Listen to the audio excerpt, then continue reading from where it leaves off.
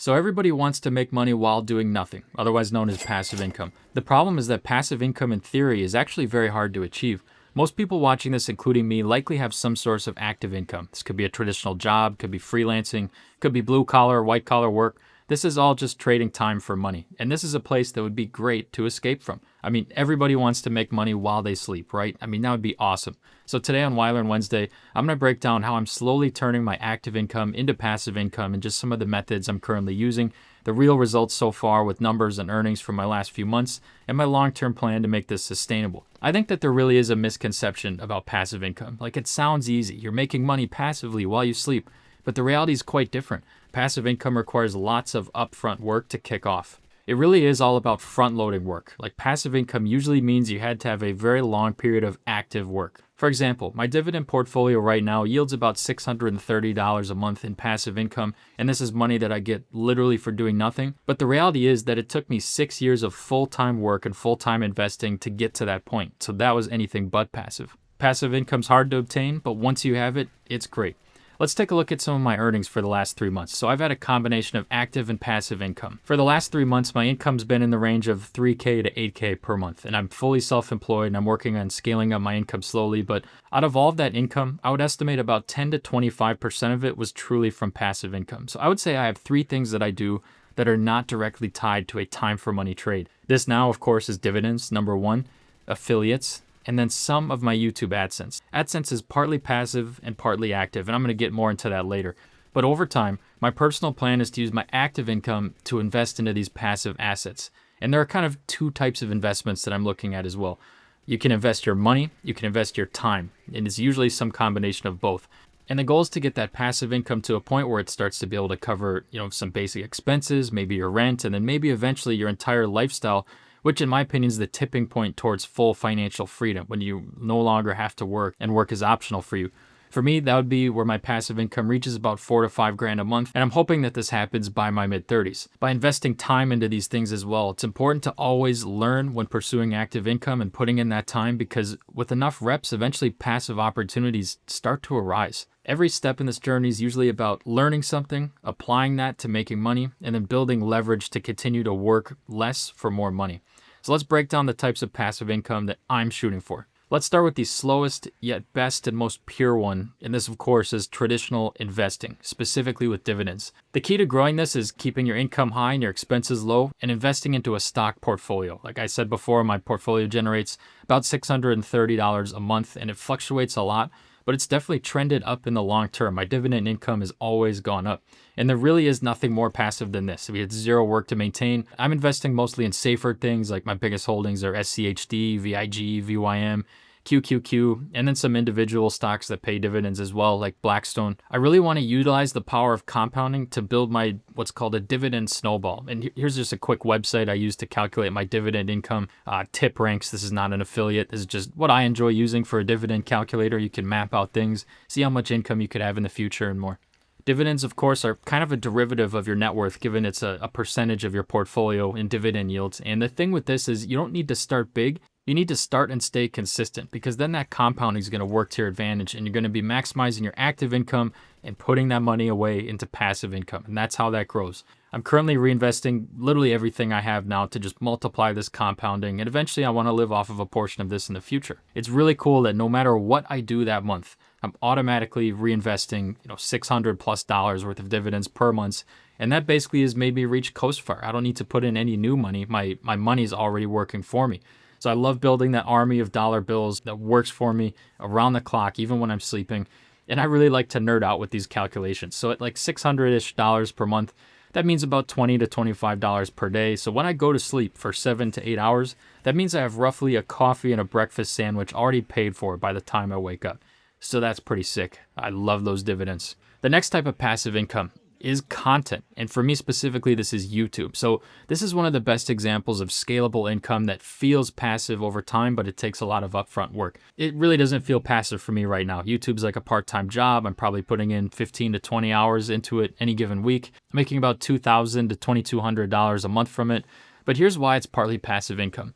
I often end up with many videos that are still generating money even months later. So let me show you my per video earnings last month. I had some observations here. So number one, my top 2 earning videos, I actually didn't make that month. I made the month prior. My investing basics video, which generated me $91 last month, I made that in December of last year. And I noticed that 4 of my top 8 earning videos, I didn't even publish that month. So when you make a good video, those generate income passively each month. And I think that definitely classifies as passive income because YouTube compounds. You do the work once, you get paid continually. And with YouTube too, I think they reward consistency. So definitely AdSense, I still consider a lot of that as active income. You got to keep making the new videos, but a lot of it is passive too. Because the more videos you have in there, the more content you have, the more people can binge your videos if they like them. And then sometimes videos blow up later. Like a couple of my investing videos just recently had a big spike in views, and I made those months ago. So that was really cool to see. So compound interest works on YouTube too. You make more videos, you make more content, it builds over time. Maybe one video just keeps selling calls for you, or you can keep selling products off of one of your videos. And if YouTube really gets fired up, this can grow into affiliate deals, memberships, sponsorships, other digital products, and it becomes passive slowly over time, but it's time intensive at first, and it definitely takes that upfront time investment. Another way I look at this is I'm roughly spending the same amount of time on YouTube that I have been spending since I started, but I'm slowly getting more views and making more money over time. So like when I was making only a few $100s a month, I was spending the same amount of time, if not more than I'm spending now. And now I'm making over $2,000 a month for the past few months. So this is same amount of work, but more money. And I'm hoping to keep growing it that way. This is the kind of leverage I want more of. Eventually, the goal is to get to hundreds of thousands of subs and just have videos earning around the clock to where AdSense is a pretty steady paycheck. So next, let's get into what I'm going to say is probably the most profitable one for me personally, and kind of the secret ingredient behind almost every passive income stream. I'm going to call this leveraged product. So specifically when you use your experience in your prior work to get work done faster and charge more. So for me specifically, this works in the tech space. So for me, a leverage project is when you do the work once and it pays you in a variety of ways. Number one, you learned how to do it. If you need to do it again, you can build it faster. That's always helpful. You build something once, you can sell it to multiple people, or you build a system once and it helps one person and then the result scales. So here's some types of leverage that I'm using in my income right now. So code is leverage because I write software once and it serves clients forever. I found that with my projects, the more projects that I do, the faster I can do them, the more I can reuse code and reuse prior examples and discoveries to help me build faster.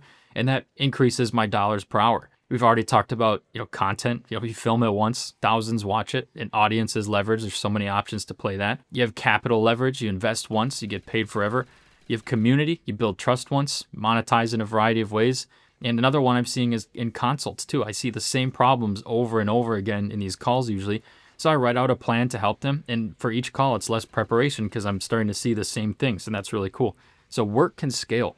You got to take your lessons and then apply that to the next time.